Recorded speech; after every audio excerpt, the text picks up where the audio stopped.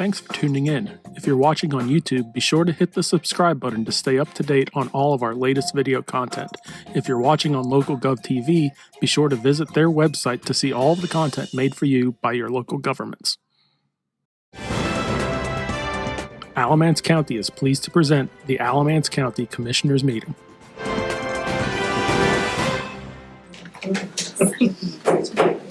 We're now going to call the meeting to order. Commissioner Friola, you have the prayer and pledge. If you'll bow your heads with me. Lord, thank you for the blessings on our community and for the opportunity to serve you today. Please direct our thoughts and discussions so that our decisions are fair and wise. Help us work together in unity for the good of our country and our county, and bless the efforts ahead of us. Grant us the insight to know what is right and the courage to follow through with it. Protect our neighbors and bless everyone here tonight. Amen.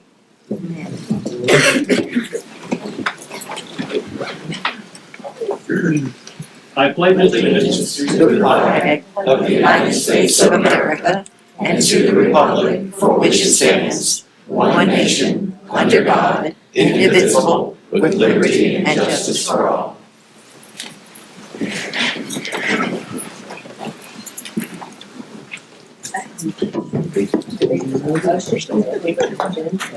Motion to approve. Second. All those in favor, Aye. say by saying aye. Aye. And will you approve for the meeting? Okay. I said aye. 5-0. Now we have the public comments. We have 30 minutes allotted for that. You have 3 minutes, and there is a clock up here. So when the timer goes off, please finish the sentence that you're on and return to your seat. The first person to speak is Ramona Allen.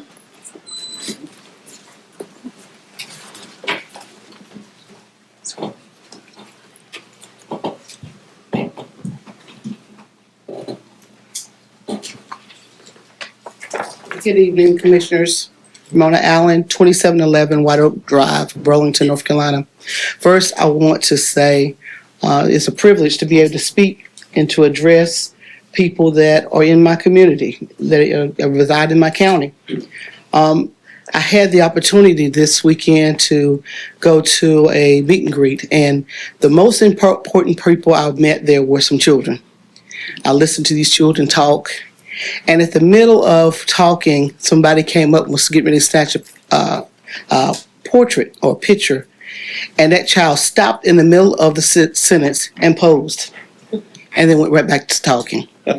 So it let me know that she was engaging, but there's something about, she understood that there were eyes on her. There were somebody watching. And so she just did what she naturally knew to do, stop and take a pose. And let that picture be left. We want to leave an impression for our children. We got to understand, in this county, we have children that have a bright future. My comments tonight is about our budget and how it will affect our future as Alamance County. Our children are our most precious things that we have. We are getting old. I'll be 60 this year.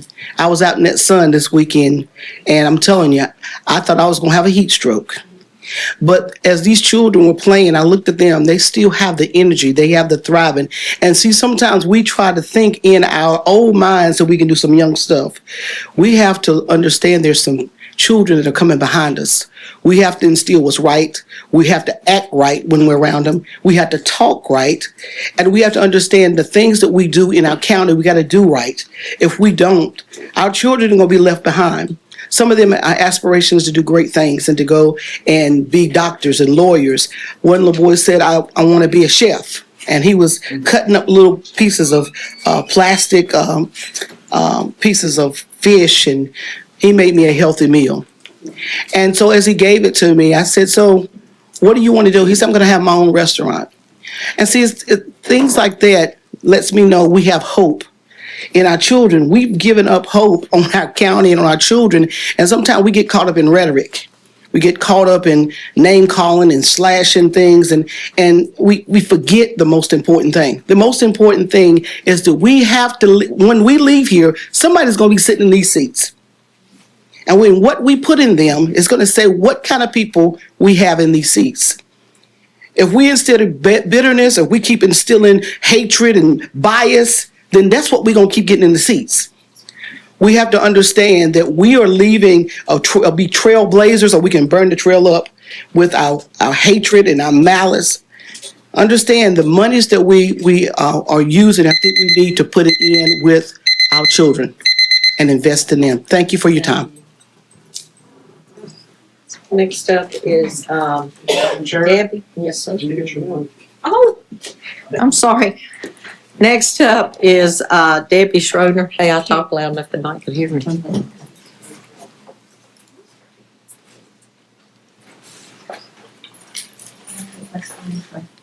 Don't walk all the way around. Hello, my name is Debbie Shaner, and I live at 5430 Tom Road in Mebane. I was here last month to speak about an issue that I've been concerned about for years, but came and spoke multiple times in 2022, and that is our groundwater. We have now been classified in an exceptional drought status. Exceptional drought is the most severe designation of the U.S. Drought Monitor Scale. It indicates widespread critical crop and pasture losses, severe fire risks, and emergency level water shortages for streams, reservoirs, and wells. Last week, I attended a planning meeting where we again discussed this most concerning issue, and we were told at that time that they have been working on this for the last 4 years, but every time it comes before you, the commissioners, they say that the voices of developers speak louder than the citizens of Alamance County. I would like to know why you would listen to anyone's voice but the Alamance County residents who you are supposed to represent. I fill my bird bath every evening because the deer are coming and drinking the water because there's none around. My daughter had a birthday party for my granddaughter, and the water they used in the kiddie pool, they then used to water the plants. We are all conserving water, and you want to give permission for developers to take so much it could decimate our water reserves. Please stop all development in these rural areas that require well water for a minimum of 1 year to help mitigate the devastating effects that they will have on our groundwater and existing wells. And please don't say that you cannot do anything about this, because you are the only ones who can do anything about this. Thank you so much. Thank you. Next up is, Vicky Bales Humble.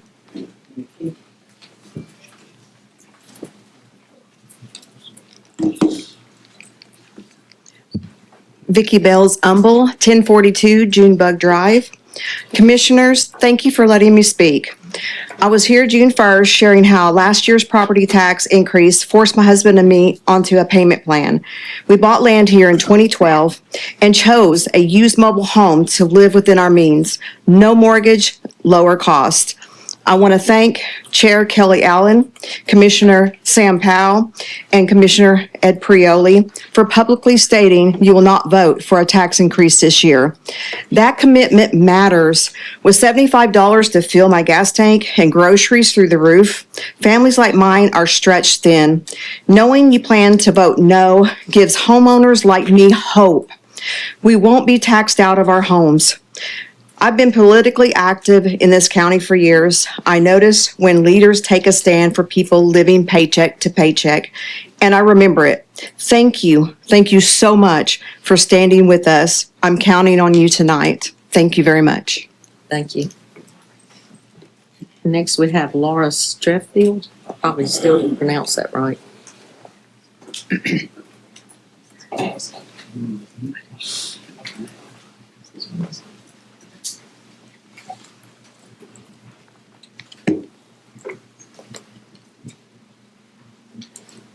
After we give you, 2 items to share. Thank you.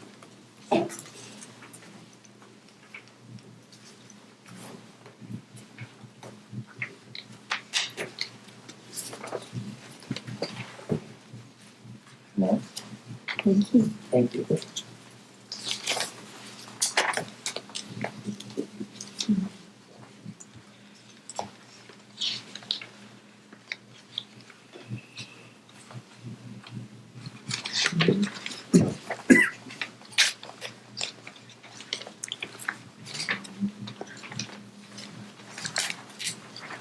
I'm here today to talk to you about the state of exceptional drought that Alamance County and 3 other surrounding counties entered into last week. This is a trend that's been going on this winter and spring that's gotten worse and worse in Alamance County. And I'm very concerned that the drought is going to exacerbate the water scarcity issues that are already here for neighbors of areas slated for proposed development. And I'm also here to ask you to consider pausing development of projects that would be a major subdivision in areas without municipal water supplies. Under exceptional drought, according to the U.S. Drought Monitoring Program, there are long-term and short-term impacts in our region, and we're at the epicenter in Alamance County of the drought east of the Mississippi. The long-term impacts are greater than 6 months, and their impacts on hydrology and ecology, as well as short-term impacts on grasslands and agriculture.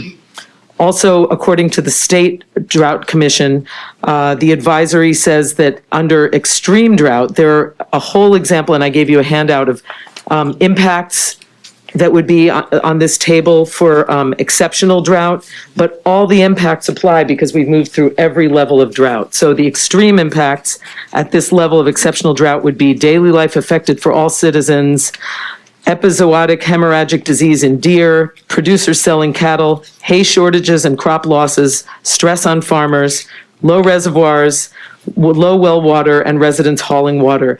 And the measures that are recommended include protecting public health and safety, and that is in the documents that you have in front of you. And I say that because our understanding is to protect public health and safety is a way to pause development, and we're asking you to take that on in an emergency session or in a session that you call before you wait until your July meeting. We feel we're at a critical moment. If the developments that are being proposed are allowed in the unincorporated county, they will devastate the already extremely strained water supply.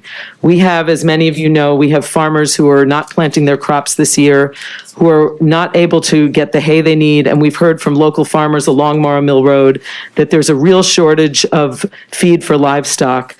If we don't have local food, if we don't have access for our livestock to be fed locally, our farms will be wiped out. So this is a really critical issue. This is not to mention the impacts on wells of the surrounding neighbors, but even the folks who would consider moving here in such a large development would be affected. And the water supply of digging very deep wells would not only affect the surrounding folks, but the folks who would be moving here. We don't think there's a water supply to serve an enormous municipality plunked down in an area without any infrastructure or water services. So thank you for considering. Thank you. Is this Scott Wood? Ward. Ward, sorry. Good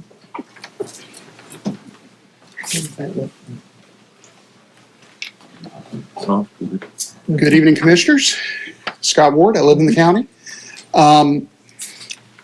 Commissioners, I appreciate the work you all put into the budget last week. Watched the work session, and I know that that was very difficult.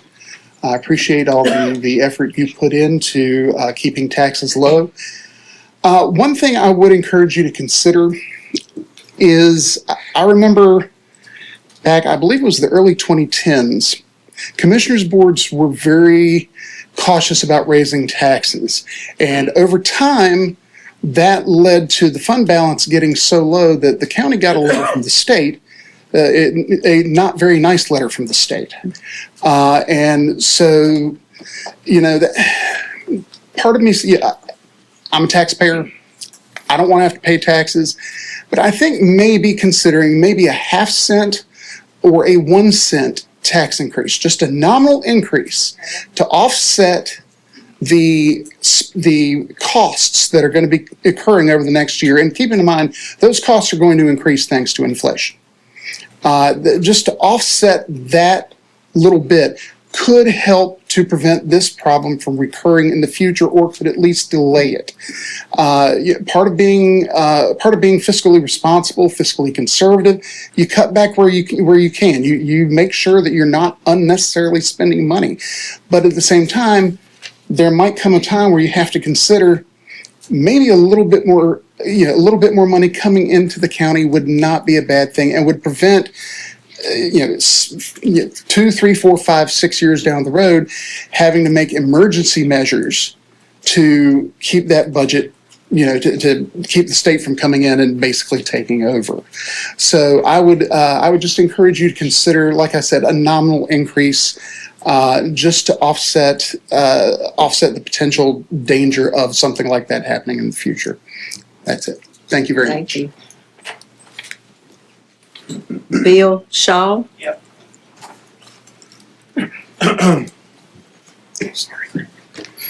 Hi, I am Bill Shaw. I am a voter in Burlington. So I sat in on the first 3 hours of the budget workshop. And listening to you guys debate the issues, I heard that you would not, as a general consensus, consider any budget increases to fund the shortfalls the county is going to experience. Instead, the two proposals that I heard that got the most consideration were gutting the reserves by just dipping into non-recurring funds to pay for ongoing recurring revenue, which just kicks the bucket a year down the road.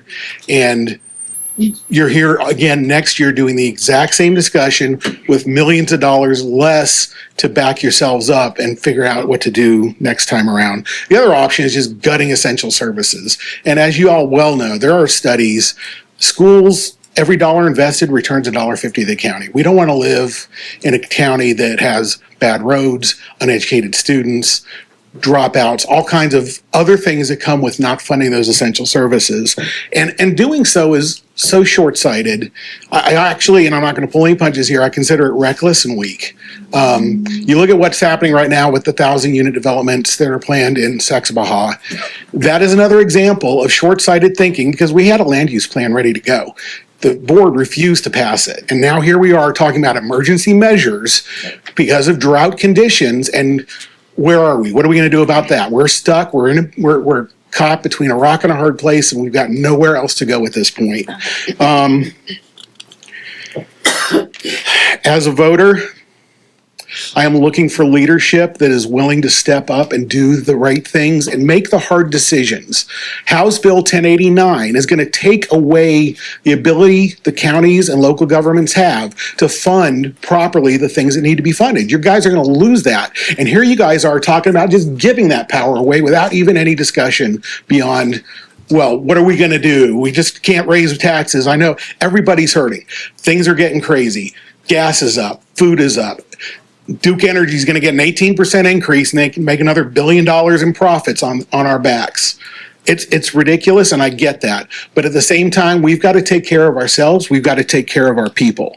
I know there's some loud voices that say no new taxes, no raising taxes and all that. But I'm going to tell you, when you get out and you talk to your constituents, they want services. They want a community they are proud to live in. I heard at the workshop, Ed Priola said, well, people are leaving Alamance County because we're raising taxes. We have the lowest tax rate of every county in our area, okay, by far. We are at one of the lowest tax rates. It's again, I think, reckless and weak to not really look at making those hard decisions going forward. I'm done. Good. I think you got the message. Thank you. Thank you. Tabitha Boswell?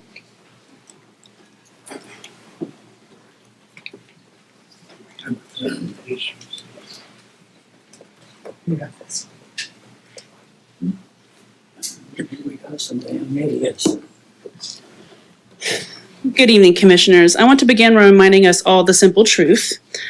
County Commissioners work for the people. You are entrusted with making decisions that reflect the needs, the values, and the priorities of the community that you serve. I'm an independent voter, and I'm looking for leaders who are here to stand on what is not only the right thing to do, but to make the decision in the face of opposition to their friends and their party members. I want leaders in this county to listen to many people in this county who have lived here for their whole life, but also people who are looking to come here. When families choose to live, they don't just look at tax rates. They look at the quality of the schools that their children are going to attend. They look at whether the strong public library that all ages can learn and grow and access resources. They look at whether emergency responders are going to be able to respond to them in a timely manner. Our schools, libraries, and emergency resources are not luxuries that need to be cut. They are the backbone of our community. Schools prepare the next generation of workers, business owners, civic leaders. Libraries provide access to knowledge, technology, lifelong learning for everyone, and regardless of income. Emergency services protect lives of the people in this county. Property every single day, often under difficult and dangerous circumstances. Strong communities are built on strong public services. And when we invest on these institutions, we invest in safer neighborhoods, a stronger workforce, and better opportunities for our families, and a higher quality of life for everybody. The people of this county depend on you to make decisions that look beyond the next budget cycle, but focus on the future that we're all building together as a community. Because that's what we are. We're a community. We might not all agree on everything all together, but we are a community regardless. And our resources are the most important thing for this community. They are commitments to our people, and I want you to please consider that when you are voting today. Because what I heard was a commitment to parties and not to people. And I was disappointed in that. Thank you. Thank you. Is this Chris Ashley? Hi, good evening. I'm here speaking on behalf of my 83-year-old mother. Her name is Sheila Ashley. She lives in 1624 Jordan Drive in Saxapahaw. And today, if you lived in Saxapahaw, you would have received a message that there's low water pressure announcement. If you look around, you'll see a dried up Haw River, and there's still talk about adding another 1,000 householders just down the road. We're talking about a growing Alamance County without any infrastructural monies like water, sewage, schools, and road monies being allocated for a huge surge of folks in southern Alamance. But I want to talk actually about something else. My family resembles a statistic that 17.6% of the people in Alamance are over 65. My mother's 83, my brother-in-law in Saxapahaw is 68, my sister is 56, my son is 30, his partner is 35. So my family resembles that 17.6% of people who are over 65. And that's one of them calling me. So now I'm concerned because the EMS funds that look like they are going to be serving Alamance County looks like they're about the same as 2021. When that time, I think it was 16.68% of the people were over 65. So today we're talking about 32,000 people who in the most vulnerable moment in their life may be calling for emergency for services. Are they going to get them? Right now, we don't have a budget that resembles our needs. Let's be brave and do something. Thank you. Landreth Freedom?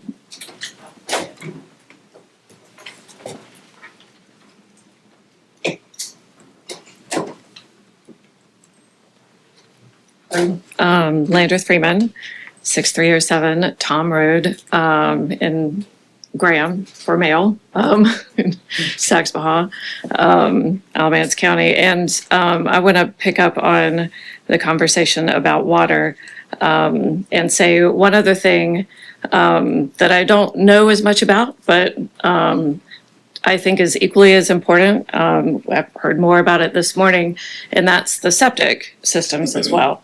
Related, people don't like to talk about it as much. Obviously, it's kind of gross.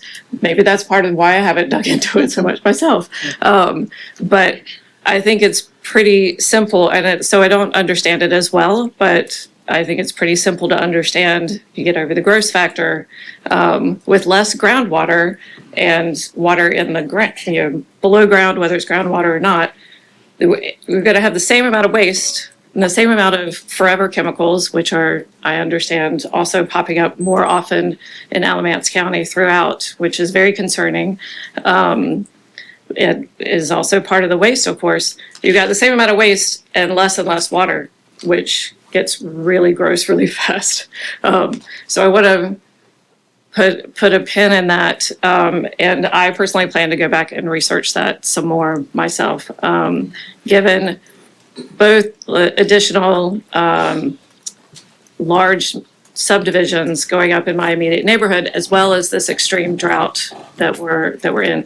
Luckily, North Carolina has for decades now a drought management advisory council that has done a lot of research, gotten really smart, has learned with the droughts that have happened in the last 20, 30 years. And they have, we've all heard Alamance, at least everyone here today has heard it entered into an extreme drought situation. Well, that comes after like the first state of a drought is called abnormally dry. Then you move into moderate drought, then to severe drought, then to extreme drought. And only then after that do you get to exceptional drought. And for each one of these conditions, there's a list of things to do to address that amount of drought that a community is facing.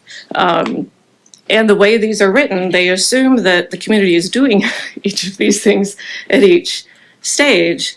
And this is the first that I've really heard about it myself. But for example, before June 9th, last Tuesday, when Alamance entered this exceptional drought condition, we were supposed to have already been in the extreme drought situation, reduce socially and economically important water uses to ensure the availability of water for things like firefighting and health and safety. So in this state, we're supposed to be limiting all uses so that we have public health and safety addressed. Thank you very much. Thank you. Mike Owens?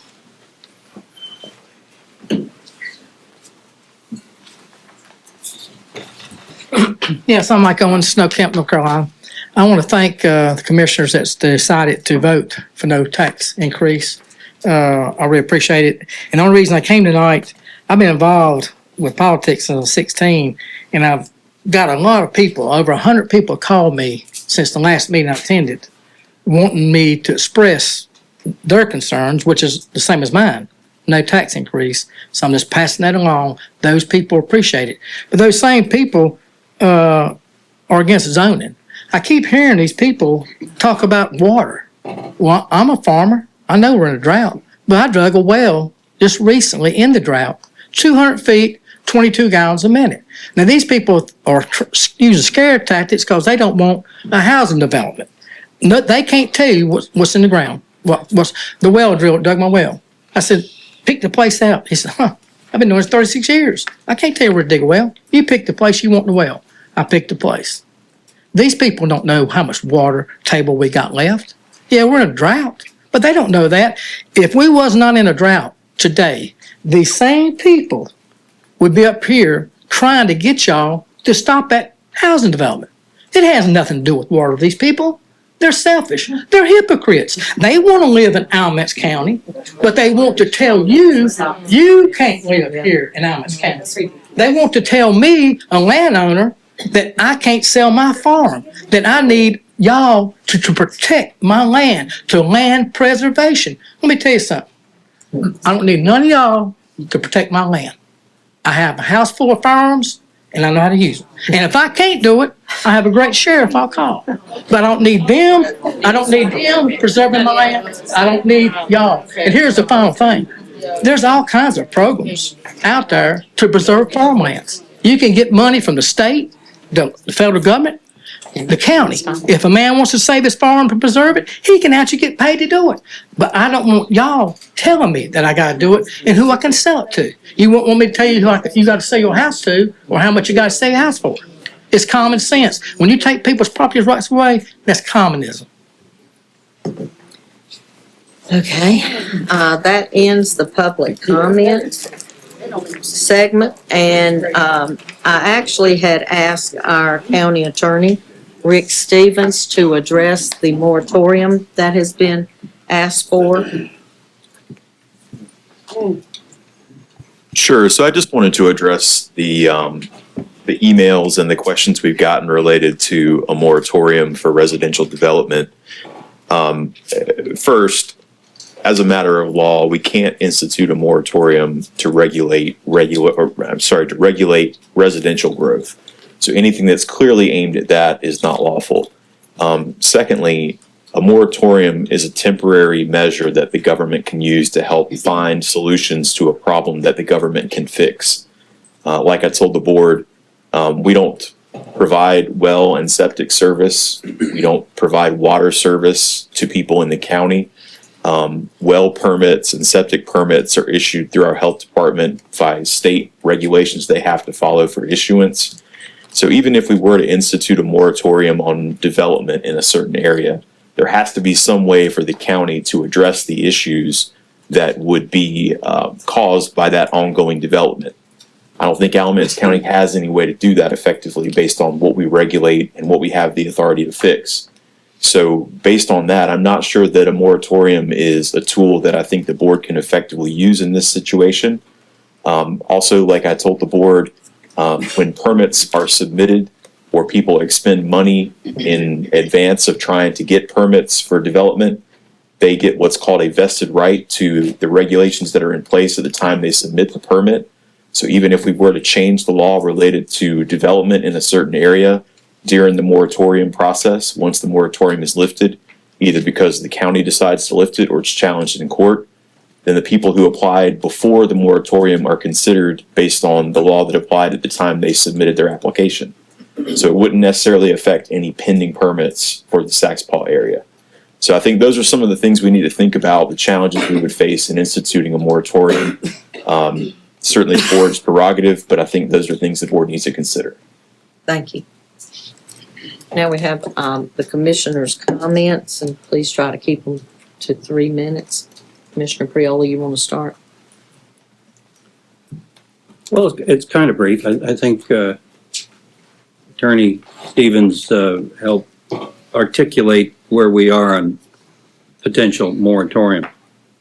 I think we should move ahead, as we have, most of us have concluded with planning and how we can address these kind of problems before they become problems proactively. Other comments, I'll make it kind of short because I do want to talk a little bit more about the budget as we move into it. Here's a fact. We can do anything. We can put people on the moon, but we can't do everything. Budgets are limited, and we've got to make some hard decisions. Hard decisions about what we can afford this year versus what we're going to be able to hopefully afford a little better next year. So please take that into consideration with some of the decisions we've made. One of the speakers made a comment about listening. You may not like Ed Priola. Few people don't. You might not want to agree with me. Many people don't. Some do. But I will listen to you. If you put out your hand, metaphorically, I'll shake your hand. I'll listen to you. We don't have to agree. Chances are we won't. There's many things to talk about as a commissioner, as an elected official, but the bottom line is I will listen to you. I read every bit of email you send me. And some of them are kind of repetitious. You know, we ought to try and be a little bit more unique, perhaps, and to be a little bit more persuasive on the different issues. But that's the promise that I make to all of you, any of you who live in our county. I'll listen to you.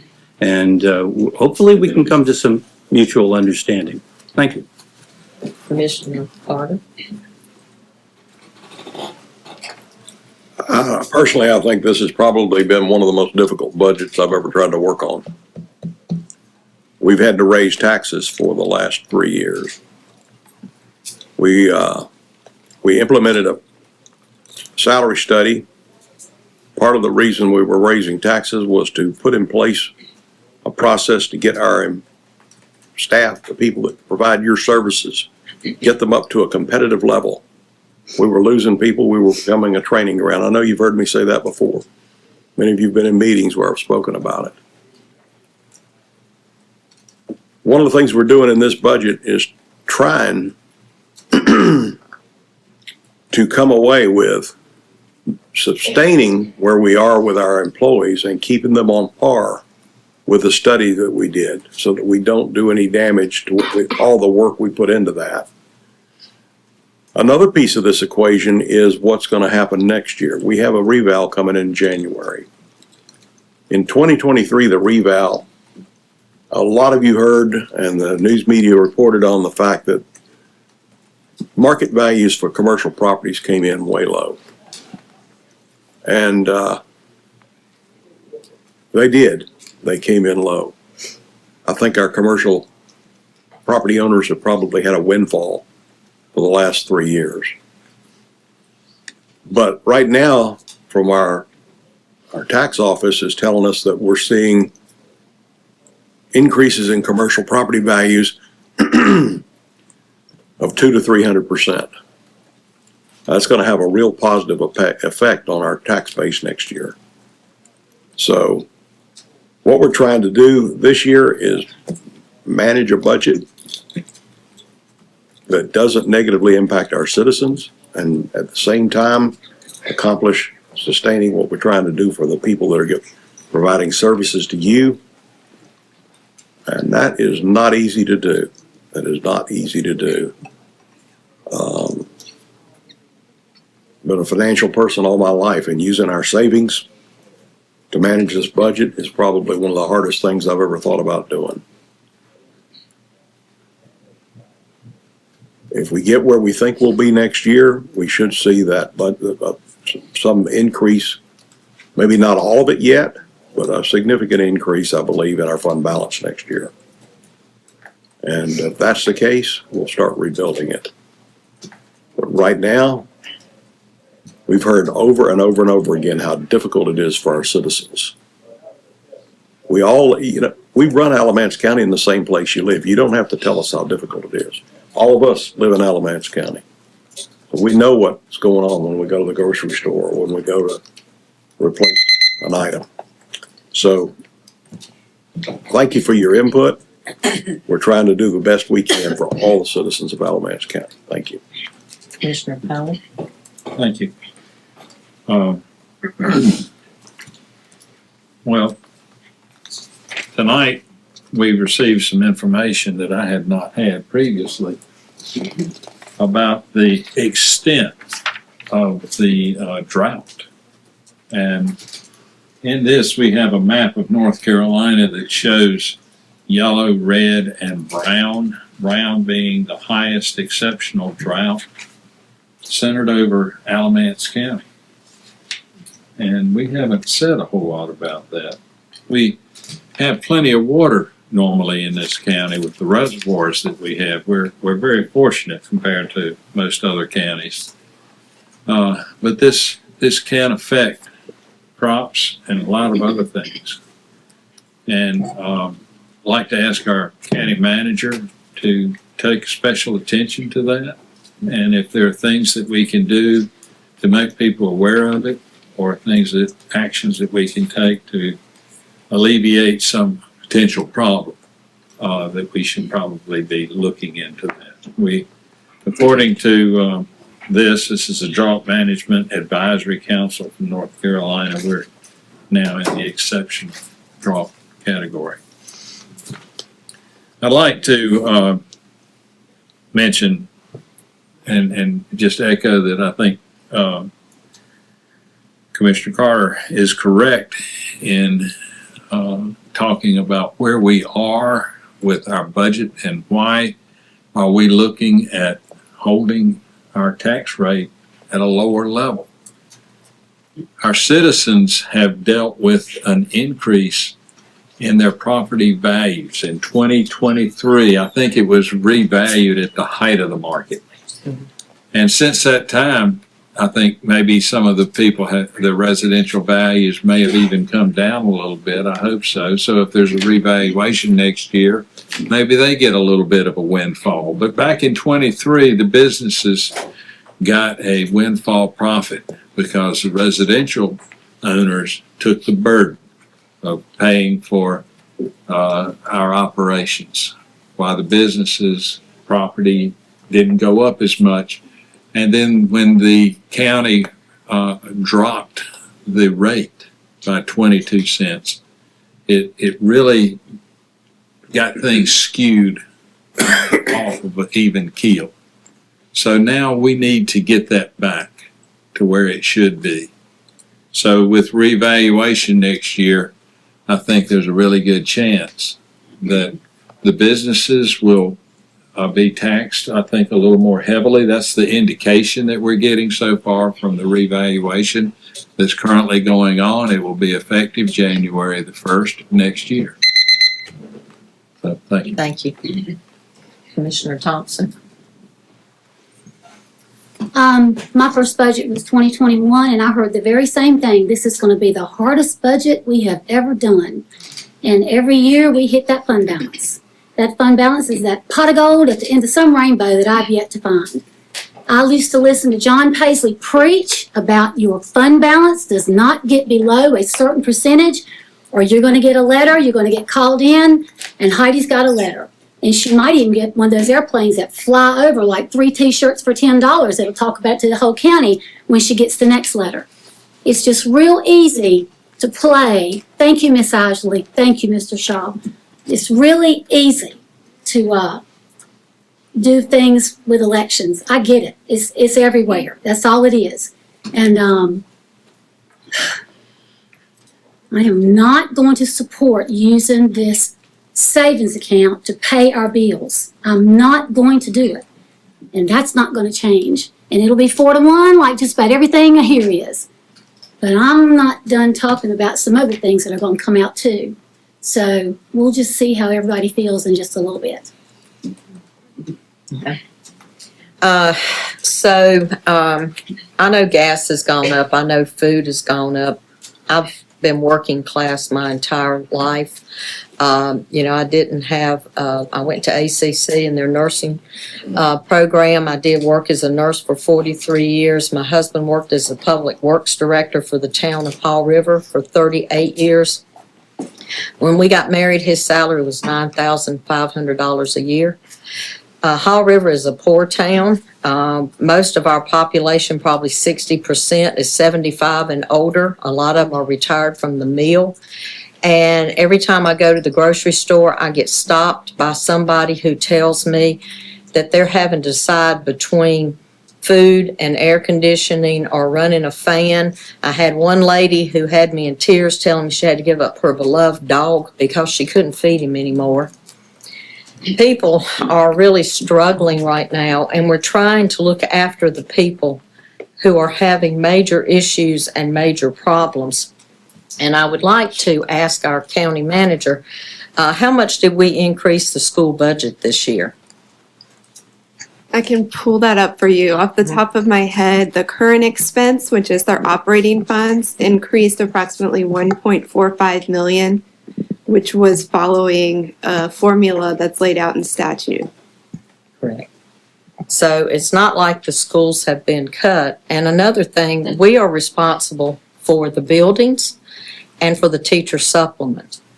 The state is responsible for the salaries. And unfortunately, they didn't have a budget last year, and I'm hoping they're going to have one this year. We're being promised that they are, because there's an 8.2% increase in teacher salaries, plus raising up the starting teacher salary to a whole lot higher number, which will help everything we hope that's going on. And also there's other budget items that are for the schools that the budget has not been approved yet. So we're kind of between a rock and a hard place, waiting to see what that budget is going to show and if it's going to really increase the teachers' salaries and all too. But a lot of people do not understand that we are responsible for the maintenance of the buildings and we're responsible for the teacher supplement. We are not responsible for the teachers' salaries. And it did go up that much, and you correct me if I'm wrong, but over the past 7 years, we have given $600 million to the schools. So it's not like we've been cheap at all. And this year, we have gone up again.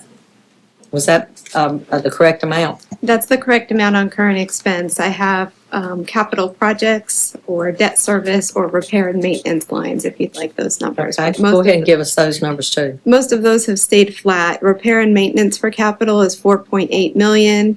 There's debt service of 11.4 million, and then their CIP projects is flat at 9.4 million, for a total recommended funding amount of $85,177,826. Going to the schools this year. Correct. All right, thank you very much. All right, now I need a motion for the key consent agenda. Motion to approve. Second, Second. all those in favor? Aye. Aye. Okay. So now we're going to go to our presentation business. We have a library committee appointment, two from Mebane. Yes, I'd like to nominate Carolyn Burns and Stephen Squires for those roles. And I have talked to their mayor, and they are fine with both of these. I need a second on that. I'll second. All those in favor say aye. Aye. Aye. All opposed? 5-0. Okay, the next item up is Recreation and Parks Commission appointments. I'd like to nominate David Woody and Mike Dunning for appointment. I'd like to second that. I think All- there are three. We There's need three. three Sorry, and appointees. Elizabeth Reed. Second. All right, every one in favor, say aye, please. Aye. Aye. It's 5-0, that passes, thank you. All right, and we have adoption of fiscal year budget ordinances. We have a number of ordinances in your packet. We'd like the opportunity to just summarize for you the adjustments that have been made to make sure that we've captured everything. And then we also need some guidance on the volunteer fire departments. And then I think we're ready for a vote unless there are other items or questions for consideration. I'm going to hand it over to Rebecca Crawford to summarize the adjustments for you. And staff will pull it up on the screen in just a minute. Okay. After the revisions that we made last week, the total general fund budget would be $239,415,000. On the revenue side, that encompasses removing the 2.25 cent recommended tax increase. Lauren, if you could put the PDF that showed the adjustments to the manager's recommended budget. Fabulous, that's the one. So you'll see on the top line, removing that 2.25 cent recommended property tax increase. That decreases the revenue by $6,184,562. That was then offset by reducing county capital projects by $2 million and transferring general fund from the multi-year capital fund back to the general fund. And then appropriating $4,184,562 in appropriated fund balance. Additionally, we are adding $300,000 for the ACC Public Safety Training Center operating costs to be funded through appropriated fund balance. Does that reflect the changes that you all intended last week? Excellent. Yeah. On the expenditure side, you'll see that we added $147,288 for emergency medical services. That is to add the whole blood program and to provide at least 5 uniforms for each permanent employee. Also, you'll see on the expenditure side that $300,000 for the ACC Public Safety Training Center. And then to offset the EMS increase, we delayed the compression study for 1 year and removed $147,288 from the human resources budget related to that compression study. Does that also reflect the changes that you intended? Are there any other adjustments that you'd like to discuss for the general fund? The money that you're taking out of the capital improvement, the 2 million, can you tell me what that would have went to? Sure. And then Lauren, if you can put up that other one for the capital fund.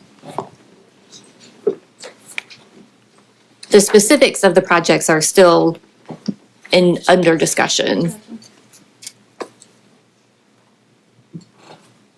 And I'm actually pulling up the other capital ordinance. That may help in that discussion too.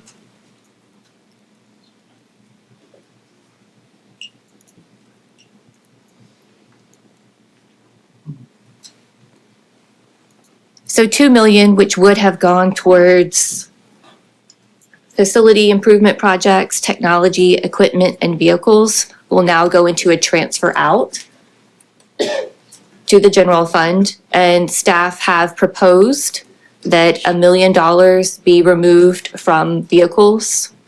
And that would be for the sheriff's department vehicles. We have discussed that with the sheriff and he agrees. 500,000 would come from technology, and then 500,000 would come from facility improvements. The idea would be as evenly dispersed across those 3 categories as possible. Okay. I'm just gonna make one comment. I made it last week at the work session. It's concerning ACC and needing $300,000 for maintenance because they are running in the red. Their project more than doubled when they built it. And they're gonna be also building a fire tower at the Burlington Training Center because the fire tower that they built on their present location in Green Level is gas and cannot be put out with water. So that has nothing to do with how great the community college is. That was probably a decision not made. Certainly wasn't made by Dr. Engel, so I'm not gonna hold him to that. But that's in the red, and here we go. Just that easy. We can take that out of fund balance. Just that easy. Okay, done. Any other, comments, or do you want to just wait till we get to the commissioners? Just one quick one. To clarify, we're taking 2/3 out of what we're balancing with, 2/3 from the fund balance and 1/3 from capital. So it's not all reliant on the fund balance taking. So just for clarification, some folks may not realize that. If there are no other questions for the general fund, if you'd like, we can move forward with the fire district's tax discussion. And staff will put up a similar calculator that we used last week so we can review those fire tax district requests. The chiefs are here if you have any specific questions, and I know that you received packets over the weekend that summarized the individual increase requests from those districts, the 4 that have requested a tax increase, and then what those increases would go towards.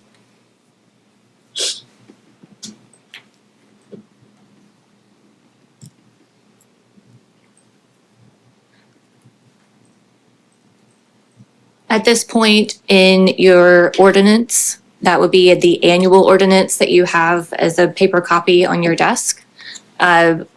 We have the managers recommended for the fire districts to increase their property taxes as they requested. Would you like to make any adjustments to those increases?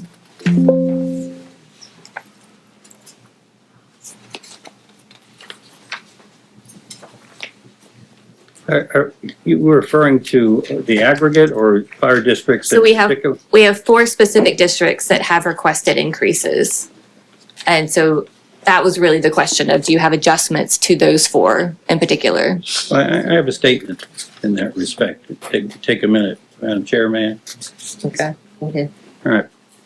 I looked over the information and I felt it appropriate to give the chiefs an opportunity to respond. Our fire departments, like first responders, law enforcement, are my highest priority. and for the residents of Alamance County. I think, speaking for them, that we're deeply grateful for the services provided with the resources extended. Work that's often difficult and extremely dangerous. No question about that. I've reviewed the information provided, talked about it with Manager York, and I will not be supporting at this point the proposed fire district increases. I think Commissioner Powell said it very well when talking about what we want to see how things are going to go with the increased anticipation of some increased revenues. May not be everything we want. The requests, to my thinking, to my observation, are fundamentally expansion requests, not maintaining the services, as Commissioner Carter pointed out, what we want to do at this point in our ability to extend resources. The majority of the increases would fund wages and benefit additional to the benefit of hiring additional personnel. Swepsonville personnel expansion would double personnel costs in their proposal. Eli Whitney, their staffing additions would be adding some personnel in anticipation of future growth, not what we need now at the moment. Not that the future growth isn't important. All of these things are important. Fawcett workday coverage involves expanding daytime staffing and a thing to look forward, again, future expansion. They're worthy objectives and I appreciate the intent behind them. However, they're not expenses that we can responsibly take on at this moment. Next year is a long time away, I understand, but in terms of budgeting, it's what we can look toward in a responsible way. So as Commissioner Powell was pointing out, we've got to keep that in mind. We're not saying no. These are important and critical points for the safety of our citizens. But with a projected 3.3% tax increase in taxable, the inventory of taxable property values, I think that's something that we can look toward responsibly. We can revisit these expansion requests next year after we have a better idea of what the additional revenue that I expect we'll be receiving. So once again, for these reasons, I don't support the addition of these expansion taxes, in essence, property taxes, at this point, and so I would vote against it. Does that need to be voted on separately?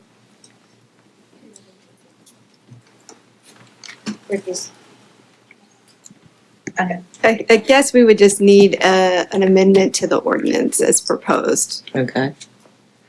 Right. So, I'm sorry, go ahead. No, go ahead, Nick, I'll go after you. I was gonna say, if we're gonna make a change, then we need a motion to make a change from what's been proposed. Just remember your Swepsonville chief stood right over there and said that they had met with Eli Whitney and they would both have to work together to carry Saxbaha's New York City down there at the end of the county. And also Fawcett was in a different situation. And Whitney was also hoping to get a full-time position for their satellite from 87 instead of driving there, taking the truck, go here, everything. You know, if we cannot have fires till next year's budget out past the city limits, that will be great. Until I live right across from Smith Elementary School, Burlington Fire is there right on the spot. Everybody that lives out further outside the Union Ridge, Snow Camp, way out wherever, they don't have that luxury unless they've got these fire departments that are well stocked, because they're no different than the city ones when it comes to their talent and their abilities and how hard they work to keep everybody safe. You see all the time the training they do. Here we go. It's like the Band-Aid situation. We just pick and choose what we think we can do without. And this isn't one of them. It's like EMS. We can't do it without them. And first responders are something that you cannot have situational rescues. It's like last year, some wanted to cut out the $125,000 for the rescue until we had the tropical storm and we had to have water rescues with 8 other units from other places to come help us save people. 2 people died. A young girl drowned in her car. So we need to really think about what we're willing to cut. It's astounding. Fire doesn't, comes along. We just saw a B-52 crash on, was it wherever today, it was at Edwards Air Force Base or somewhere. And they probably didn't think that would happen to them either. And there was a fire truck right in the middle of everything, trying to do something about it. So don't cut your volunteer fire department short, because they are massive and they are awesome. So to clarify what I just said, what is in the budget that you're seeing is accepting all the rate requests and increases that the fire departments have requested. So if the board wants to not accept those, there needs to be a motion made and a vote taken on not accepting and lowering those rates back to where they were. I'll move that. I'll move that question. To what our What? attorney just said. Right. Okay. Got a second? So what's the motion? Clarification, please. To not increase the fire taxes this year. Have a second? Same, somebody? I'll second. Okay. All those in favor signify by saying aye. Aye. All opposed? No. Did you answer? Did you answer? Thought I did. Oh, okay. Yeah, 4-1. Was it 4-1? No, it was 3-2. If we're not sure on the vote, we need to clarify. Yep. You opposed? I vote yes. Okay. So 3-2. he's opposed. Are you voting yes for the fire tax or against it? I'm voting against the fire tax. So approving fire tax?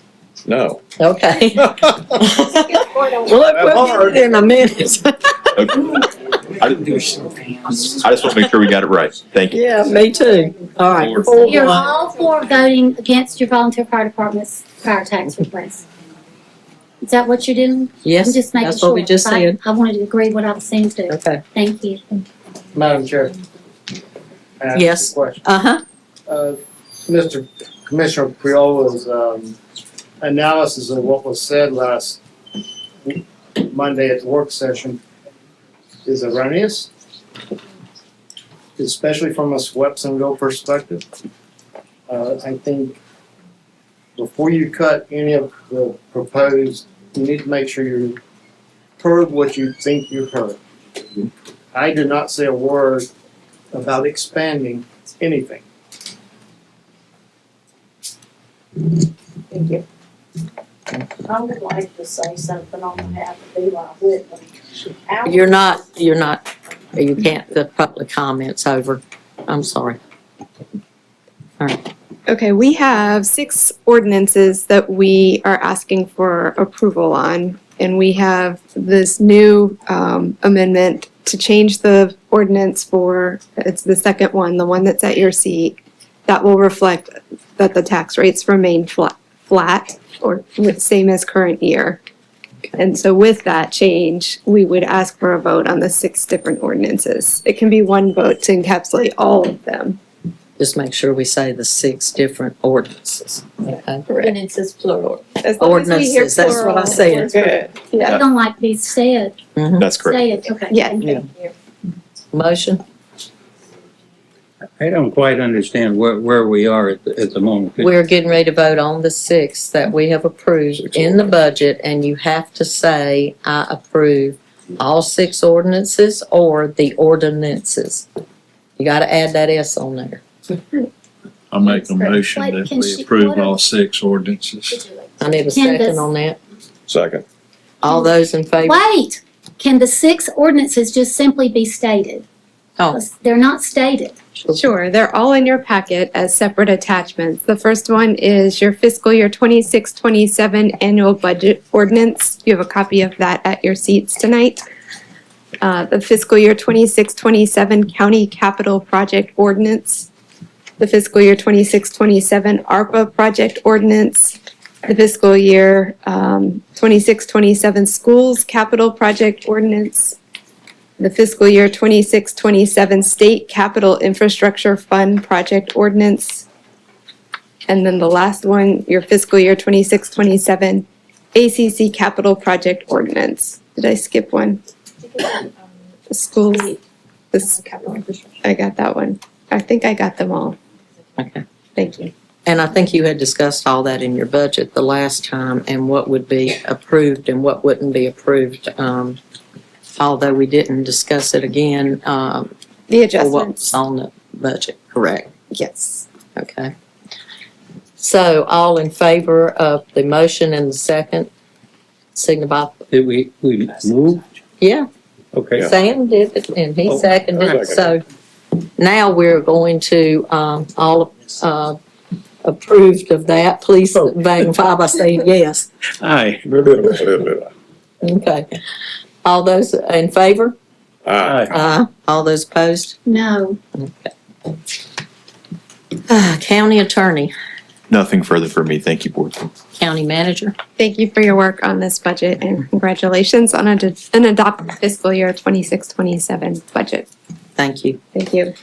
And commissioners' comments, and I'm going to actually go first this time. This is not about an election. It is about listening to the citizens in Alamance County. A lot of citizens are living paycheck to paycheck and worrying where their next meal's going to come from or if they can pay their light bill. Do you know right now we have over 2,400 residents who owe us back taxes from over the past 10 years.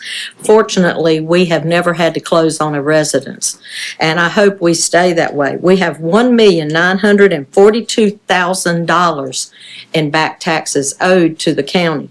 So we're going to increase our taxes and add to that number and to the stress of people who know they can't pay their taxes. Secondly, I have always been for safety. I have always given money to all the fire departments. I have always approved tax increases for our volunteer fire departments.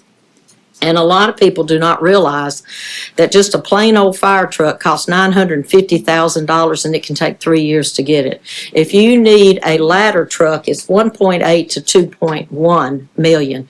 And all these volunteer fire departments, without the volunteers, without them working, they would not be responding to your fires, to your emergency calls. Just about everybody I know in Hall River and Mebane are EMS and EMT certified, and they respond ahead of the EMS because at 3 minutes you're starting to lose brain cells. At 5 minutes you have lost permanent brain cells, and after that, with no assistance, no CPR, you're in trouble. But I also know that I've heard from people who have been calling me nonstop. I think today I handled probably 25 phone calls from people worried to death that they're not going to be able to pay their taxes. So that's one of the reasons, and I am hoping, and according to our tax appraiser and looking it over, that was one of the first things I said to Mr. Fowler, is the commercial properties were not charged enough, and it was put on the backs of our residents, and we need to check into that, and we need to see if we can't make that more appropriate than it is right now. Thank you. Commissioner Powell, we'll move around. This has been a very difficult process. I don't think any of us are real happy with what we have to do. The only reason that I have voted to support the position that we've taken is that I agree with Kelly that the burden on the individual has been great. And it has gotten to a point where we need to look at it very carefully. It doesn't represent a lot of cuts, but there are some cuts in there. And a lot of times we say, well, we've adopted this budget, but you didn't cut anything. Well, this year we actually have made some cuts. Not a lot, but we have made some cuts. And I think that the citizens are asking us to hold the tax rate back a little bit more than we have been doing in the past, where year after year, the taxes are going up some 8% if you go back and average it out over 10 years. And that allows us to give cost of living increases, merit raises, to expand the number of people that we have providing services as the community continues to grow. But I think that if we could reduce that a little bit, maybe 8% is too much, and we could maybe drop that back a little bit, I think it would help. But Alamance County has a tax rate that's set at 49.4. There's 25 counties in the state that are lower than we are, including Mecklenburg County. And you have to look at what is the median income for the citizens of Alamance County. And when we compare Alamance to Guilford and some of the other counties, we are lower. And we have to take that into consideration. But I think this has been a very difficult process, but we have taken the correct action. Commissioner Carter? I think I've said all I need to say. It's about a tough time. It is. I'll keep it short because I think I'd like to echo what the other two, Powell and Carter commissioners, had to say. Again, we can do anything, but we can't do everything. And where to pick and choose is very, very difficult, particularly when we're talking about first responders. My analysis, incidentally, Chief, was not about what was said last week, but the information provided to us by the different companies. And what I saw there was personnel increases that you wanted to, as I recall, double the personnel that you had on staff at the time. Well, this is from memory at the moment. I don't have it, but I did scrutinize your information, and I did what I said earlier about listening. I did listen to what I thought your information was about and made my analysis of it. I spent some considerable time with the county manager to understand what you had submitted. I'm not saying no to your requests moving forward. I think what we need to assess is what our resources will be in the next cycle, and then consider what you need in that respect. So out of respect, I did consider your information and will listen to you more if you'd like to contact and communicate with me. Thank you. Commissioner Thompson? We went to the groundbreaking of Buc-ee's last week. And Buc-ee's is not going to be the answer to this county's problems. It's not. And that sales tax is not going to bring in this massive amount of money to save everything. So be really careful how you start to hear this being sold. Really start getting in touch with your county government, because President Trump doesn't pick up your trash, neither does Josh Stein. Your county government is in your backyard, and you need to know what it's doing. And I encourage everybody to start really being smart with your votes and how committed you are to this county, your schools, your children, your seniors, your future, your everything, because we've got a great county. We don't even realize the potential of Alamance County sometimes, and I think it's time we started. And I want to thank the staff for the innovative ideas they bring before us, and sometimes they just get cut down, like the blood program. I will thank the commissioners for manning up, and that's not the right word, but us really putting that first as a priority and getting more uniforms for EMS. And I would like to encourage the commissioners to also do a ride along with EMS just to see how amazing they are. And that goes for all first responders. They're all there always. They don't run away, they run to. And some of us can't say that. I can't. So I really thank the staff. You got a stellar leadership, and you know what you're doing, and you know the numbers, and you do the budget. We do the votes. That's two separate things. So, but thank you all to come tonight and start really coming to your commissioner meetings, your city council meetings, anything in your community. Get involved, because you pay for it all out of your pocketbook. One last thing I would like to say, and this was brought up to me by a lot of people. I pay city and county taxes, and a lot of people do, and that city money is used to support the fire and the police and our emergency services plus everything else. But Elon had a 5 cent on the 100 tax increase. Burlington had an 8 cent on the 100 tax increase. Graham had a 3 cent on the 100 tax increase, although one wanted 7 cent. So people who actually live in the city too, even though we are county, they pay county taxes also. And they're having large tax increases, plus they're having their county taxes also. It's not that you just pay county, they're paying both. And that really affects a lot of people. And I know all of us, I mean, I have lost sleep over this and going over this budget. And I've been elected since 2009. And this is the toughest budget I have ever worked on and the hardest one that we've had to make, or I've had to make in my entire time on being on it. But we have to think about, you mentioned the senior citizens. It's not just the care we provide for them, it's them being able to live in their homes and stay in their homes. That's all. I'll accept a motion to adjourn. Motion to adjourn. Second. All in favor? Aye. Aye.